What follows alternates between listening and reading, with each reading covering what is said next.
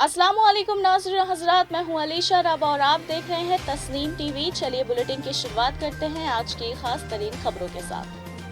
डिंडोरी में dupe staff company के जरिए जिले के जवानों को तरबियत दी जा रही है। रोजगार पर मुबनी तरबियत पाकर जिले के जवान रोजगार के नए मौकों के लिए तैयार हो सकेंगे। साथ ही जवानों का स्किल डेवलपमेंट होगा जो आने वाले वक्त में जिले का नाम रोशन करेगा। जिरगे के जरिए जवानों को बेहतर तालीम के साथ रोजगार से जुड़ी तरबियत भी दी जा रही है, जिससे जवान नए नए रोजगार हासिल कर सकेंगे। जिरगे के जरिए जवानों को आमदनी का जरिया भी मुहैया कराया गया है, जिससे उन्हें अपने काम में आगे बढ़ने का मौका मिल रहा है। आपको बता दें कि जिरगे के जरिए कंप्यूटर तालीम दी जा रही है, जिससे मुस्तकबिल में उन्हें अपना रोजगार हासिल करने में काफी हद तक मदद मिलेगी।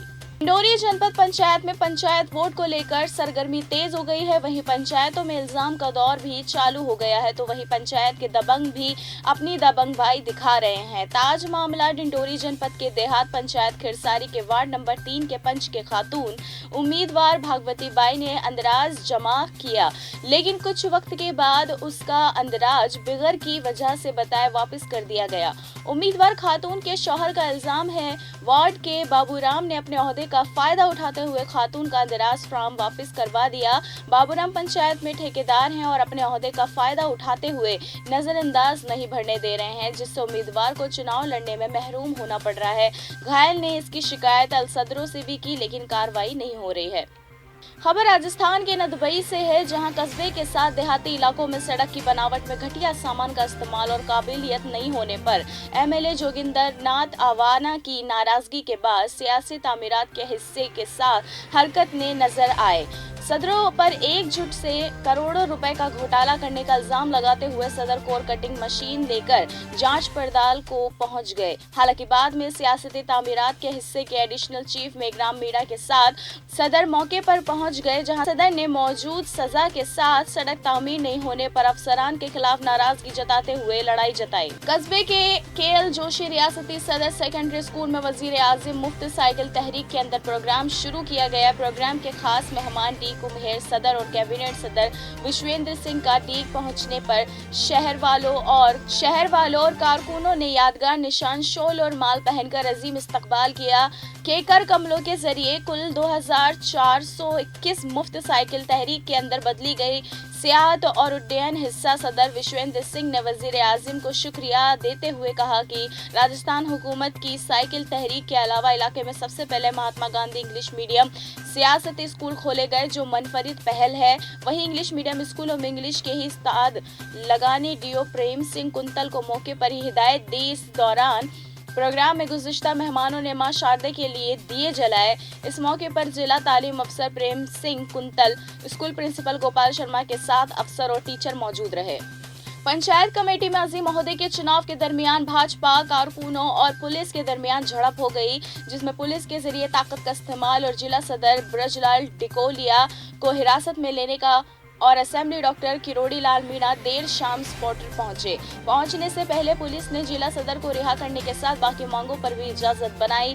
जुमेरात को हुए अजीम ओहदे के चुनाव के दौरान पुलिस के जरिए भाजपा उम्मीदवारों की गाड़ी रोककर तलाशी के साथ कारकुनों को गाड़ी से नीचे उतरने और कांग्रेस उम्मीदवारों की गाड़ी पंचायत कमेटी कैंपस के खास दरवाजे तक पहुँचने से नाराज भाजपा जिला सदर ब्रजलाल डिकोलिया के बारे में नाराजगी जाहिर करके सड़क पर नारेबाजी लगाने लगे, जिसकी वजह पुलिस ने जिला सदर को हिरासत में लेने के साथ साथ कारकुनों पर ताकत इस्तेमाल की। खदेड़ा और पुलिस ने 5 कारकुनों के मोबाइल फोन जब्त किए, जिस पर शाम करीब 6 बजे भाजपा के जिला जिम्मेदार कन्हैया लाल बस्सी, पंचायत कमेटी जिम्मेदार रामविलास डूंगर, गंगापुर सिटी के गुज़िश्ता सदर मान सिंह गुज्जर, इलाके के अजीम सदर मुकेश दादीश पुलिस थाने पहुंचे, जहां मौजूद पुलिस अफसरान प्रकाश से चंद बात कर रहे थे। जिला सदर प्रज्वाल डिकोलिया को रिहा करने, पुलिस अफसर बनवारी लाल को हटाने, सियासी दबाव से दर्ज उम्मीदवारों के अगवा के 3 मुकदमों को वापस लेने की मांग। दूसरी ओर भाजपा मेंबरों ने पुलिस को डॉक्टर किरोड़ी लाल के सपोर्टरा कूच करने के साथ धरना देने की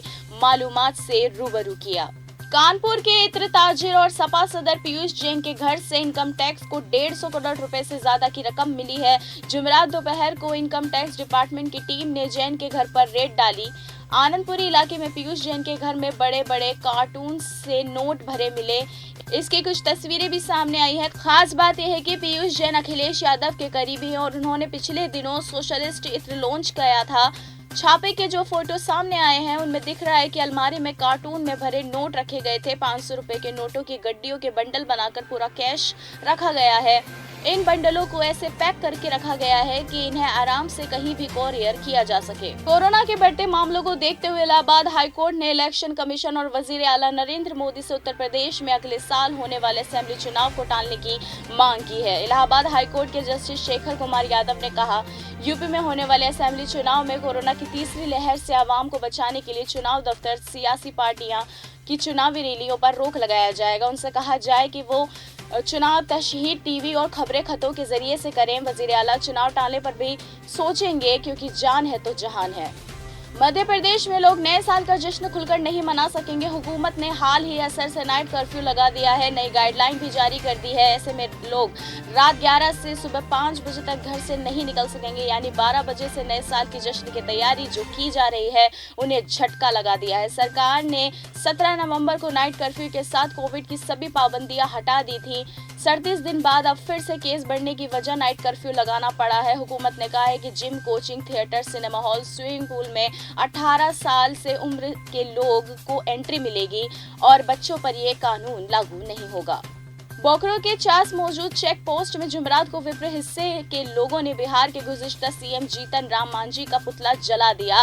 विप्र हिस्से के लोगों ने जीतन राम के जरिए ब्राह्मणों को लेकर लिए गए बयान का मन करते हुए उनके पुतले को जला दिया, क्योंकि उन्होंने कुछ बुरे अल्फाजों का इस्तेमाल ब्राह्मणों के लिए किया है, जिससे पूरे विप्र हिस्से के काफी गुस्सा जाहिर करते हैं और चेतावनी भरे अल्फाजों में कहा है कि होश में करता हूं, जो भी अनाप शनाप मैं बोल रहा हूं पूरे विप्र हिस्से उनकी आवाज को बंद करने की ताकत रखता है। जो भी शख्स विप्र रियासत का मना करेगा उसे पूरे विप्र हिस्से में बिल्कुल बर्दाश्त नहीं किया जाएगा। कोरोना के बढ़ते मामलों के साथ नए वेरिएंट ओमिक्रॉन से हुकूमत की फिक्र बढ़ गई है। ओमिक्रॉन के खतरे को देखते हुए दूसरे इलाकों की तर्ज पर अब गहलोत हुकूमत ने भी गाइडलाइन चर्चा शुरू कर दी है। राजस्थान में भी दूसरे इलाकों की तर्ज पर कुछ पाबंदियां लग सकती हैं। इलाके में भीड़भाड़ वाले प्रोग्राम में लोगों की तादाद को कम किया जा सकता है। वजीर आज़ीम अशोक गहलोत ने ओमिक्रॉन के खतरे पर काबू करने और कोविड के मौजूदा हालात पर रिव्यू करके आगे फैसला करने के लिए दोपहर 1 बजे से रिव्यू बैठक बुलवाई है।